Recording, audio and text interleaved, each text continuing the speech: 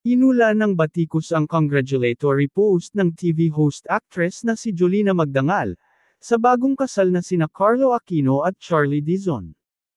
Ginanap ang private at secret wedding nina Carlo at Charlie sa Alta Veranda de Tibig, sa Silang Cavite, nitong Linggo, June 9, 2024. Dinaluhan ito ng kani-kanilang pamilya at ilang piling kaibigan, kasama na si Jolina at asawa nitong si Mark Escueta.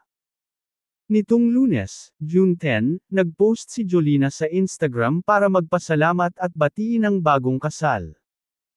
Kalakip nito ang mga kuhang larawan nina Carlo at Charlie sa seremonya ng kanilang pag-iisang dibdib. Sa caption kasi ng post, binalikan ni Jolina ang wedding vow ni Charlie kay Carlo. Di umano, minanifest ni Charlie ang pagpapakasal niya sa aktor.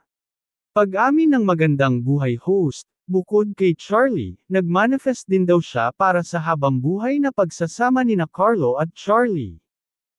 Kaya naman wala raw mapagsidla ng kanyang tuwa't galak, nang matupad ang dati lang niyang ipinagdarasal na mauwi sa simbahan ang pagmamahalan nina Carlo at Charlie. Saad ni Jolina sa caption ng kanyang post, sabi ni April, real name ni Charlie, sa vows niya, totoo daw pala ang manifesting. Gusto ko lang share na isa ako sa nagmanifest para sa forever nyo. At yung mga sinabi ni Kaloy, palayaw ni Carlo, sa vows naman niya kung paano niya iingatan, aalagaan at mamahalin si April, alam ko na puso niya ang nagsasalita. Thankful ako na na-witness ko ang kanilang pag-iisang dibdib. Kaloy, bilang bata ka pa magkakilala na tayo, alam ko kung gaano ka kabait na anak at mapagmahal sa family mo. Sobrang happy ko talaga para sa'yo. April, mula nung malaman ko na mag-sister tayo kay Nanay Ninette, nasundan na kita, and ina-admire talaga kita sa galing mo sa craft mo pero higit sa lahat, sa pagka-humble mo. Congratulations and best wishes. P.S. Sarap maka-witness ng mga kaibigan na pa-forever, tapos kasama ko ang aking forever.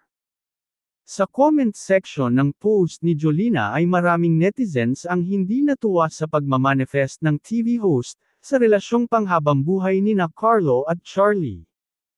Komento ng isang netizen, I'm so disappointed sa iyo Jolina. Hindi mo man lang naisip yung mag-ina niya, na pinagpalit niya sa tawag ng laman.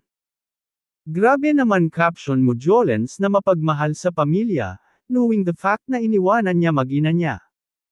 O ayan na bash katuloy. Kunsinti pa more, dagdag pa ng isa. Sabi ng isa, mapagmahal sa family. Are you kidding?